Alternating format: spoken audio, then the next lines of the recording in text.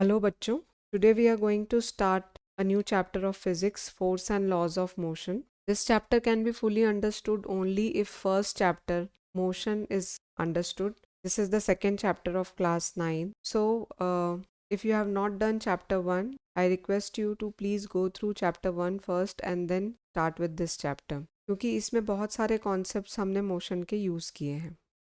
So, because we are studying force, it is necessary that first of all we look into what is force. Force होता क्या है? एक बहुत ही simple language में अगर हम देखें तो जब हम किसी चीज़ को पुश करते हैं या पुल करते हैं इसका मतलब हम फोर्स अप्लाई कर रहे हैं. तो force is simply push and pull to an object. But you all know that physics में हम वही चीज़ पढ़ सकते हैं जो हम मेजर कर सकते हैं. ठीक है, फिजिक्स में फिजिकल क्वांटिटी पढ़ी जाती है और physical quantity can be measured. तो इस फोर्स को क्या मेजर किया जा सकता है? ऑब्वियसली तभी हम इसे साइंस में पढ़ रहे हैं.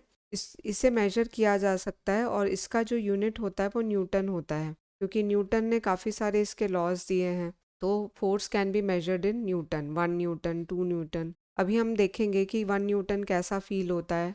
फिर हम देखते हैं कि whether it is a scalar quantity और वेक्टर क्वांटिटी. अगर आपने फर्स्ट चैप्टर पढ़ा होगा तो आपको ये बात समझ में आई होगी कि स्केलर और वेक्टर में डिफरेंस क्या होता है. स्केलर क्वांटिटी वो होती है जिसमें डायरेक्शन चेंज करने से उसके मैग्नीट्यूड में कोई फ़र्क नहीं पड़ता, मतलब डायरेक्शन का कोई रोल ही नहीं होता. बट वेक्टर क्वांटिटी वो होती है जिसमें डायरेक्शन का रोल होता है और डायरेक्शन चेंज करने की वजह से उसकी वैल्यू में भी फ़र्क आ जाता है. तो force is a vector quantity.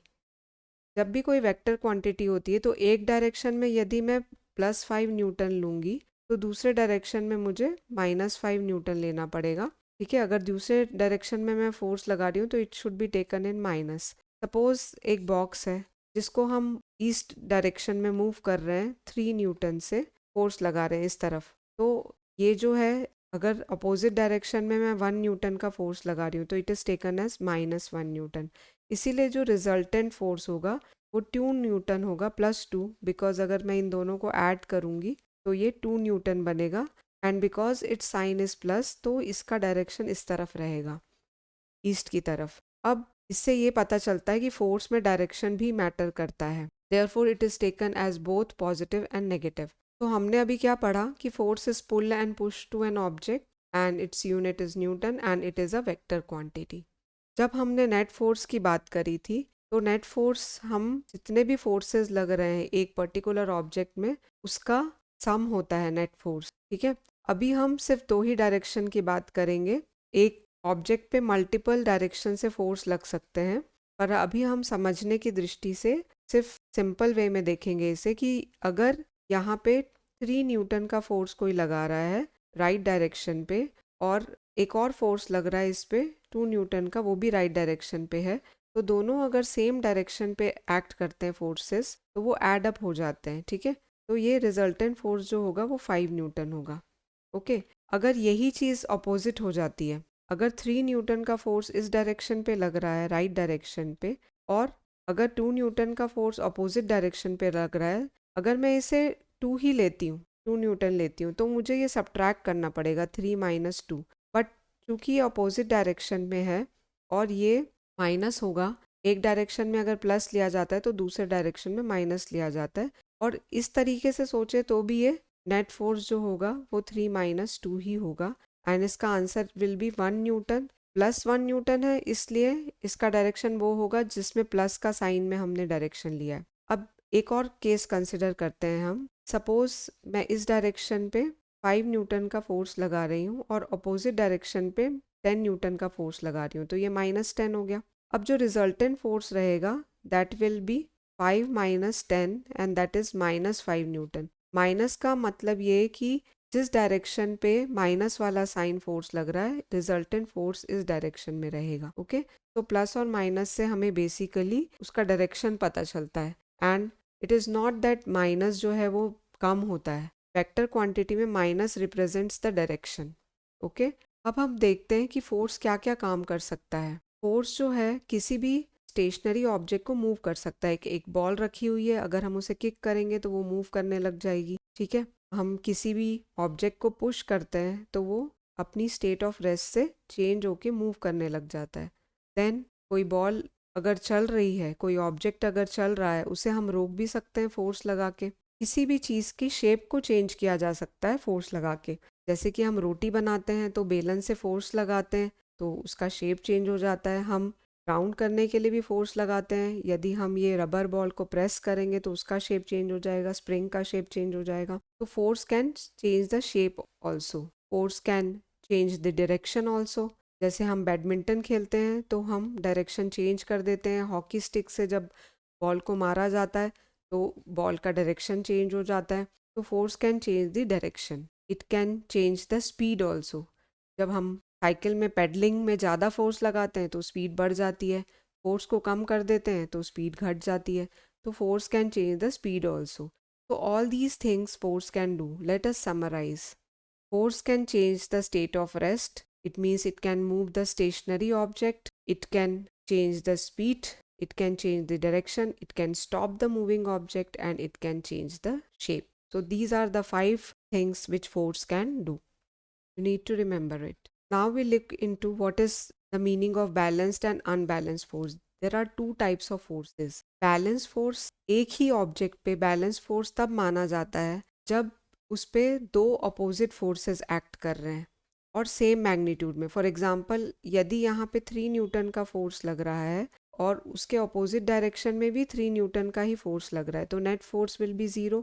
It means ये बैलेंस्ड है, इस ऑब्जेक्ट पे बैलेंस्ड फोर्स लग रहा है। सिमिलरली अगर सपोज मैं इधर से पुल कर रही हूँ इसको 3 न्यूटन से और उधर से भी कोई पुल कर रहा है, ये दोनों अपोजिट डायरेक्शन में एंड इक्वल इन मैग्नीट्यूड है, and then the net force on this object is 0, then the force is said to be balanced. देखो, जब भी बैलेंस्ड फोर्स होता है किसी भी ऑब्जेक्ट पे तो वो ऑब्जेक्ट अगर रेस्ट पे है तो वो मूव नहीं करेगा, और अगर वो मूव कर रहा है तो वो कभी स्टॉप नहीं होगा, उसकी स्पीड डायरेक्शन वगैरह चेंज नहीं होगी। अनबैलेंस्ड फोर्स की वजह से ही उसका स्पीड डायरेक्शन और कोई भी स्टेशनरी ऑब्जेक्ट जो है वो मूव करने लग जाता है, कोई भी मूव करता हुआ ऑब्जेक्ट जो है वो रेस्ट पे आ जाता है। ये सारी चीज़ें अनबैलेंस्ड फोर्स ही करता है। ठीक है, तो अगर हमें किसी चीज़ को मूव करना है तो अनबैलेंस्ड फोर्स होना चाहिए, किसी चीज़ को स्टॉप करना है तो अनबैलेंस्ड फोर्स होना चाहिए, किसी भी चीज़ का स्पीड चेंज करना है, डायरेक्शन चेंज करना है तो अनबैलेंस्ड फोर्स होना चाहिए। ठीक है, तो बैलेंस्ड फोर्स का मतलब ये कि बैलेंस्ड फोर्स क्या कुछ नहीं कर सकता? बैलेंस्ड फोर्स जो होता है वो शेप चेंज कर सकता है। ठीक है, तो बैलेंस फोर्स क्या कर सकता है? It can change the shape. आप दोनों तरफ से एक क्ले बॉल को अगर प्रेस करेंगे विथ सेम फोर्स तो उसका शेप जो है वो चेंज हो जाएगा। ओके, अच्छा, अब हम ये देखते हैं क्या अनबैलेंस फोर्स हमेशा ऑब्जेक्ट को मूव करेगा? अगर कोई ऑब्जेक्ट रेस्ट पे है और उस पे अनबैलेंस्ड फोर्स लग रहा है तो क्या हमेशा वो ऑब्जेक्ट को मूव करेगा ही करेगा? Not necessary. अगर ये ऑब्जेक्ट बहुत ज़्यादा हैवी है तो ये 3 न्यूटन का फोर्स उसे हो सकता है मूव ना कर पाए। यदि फ्रिक्शनल फोर्स ज़्यादा है, इसके बीच का फ्रिक्शनल फोर्स अगर 5 न्यूटन का है और मैं 3 न्यूटन का फोर्स लगा रही हूँ, ये भी अनबैलेंस्ड फोर्स है, तो ज़रूरी नहीं है कि वो मूव करे। ओके, सो ये 2 चीज़ों पे हमें गौर करना है। सपोज कुछ ट्रिकी क्वेश्चंस आते हैं कि बैलेंस फोर्स क्या कर सकता है, तो हमें एक बात याद रखनी है कि बैलेंस फोर्स जो है वो शेप चेंज कर सकता है और अनबैलेंस फोर्स सारे काम कर सकता है। ठीक है, बट अनबैलेंस फोर्स क्या हमेशा काम करेगा? नॉट नेसेसरी, उसमें भी बहुत सारी कंडीशंस होती है। तो हमें कोई भी चीज़ का आंसर देने से पहले दूसरी फैक्टर्स भी कंसिडर करने चाहिए। तो ये हमारा फोर्स का ओवरव्यू हुआ।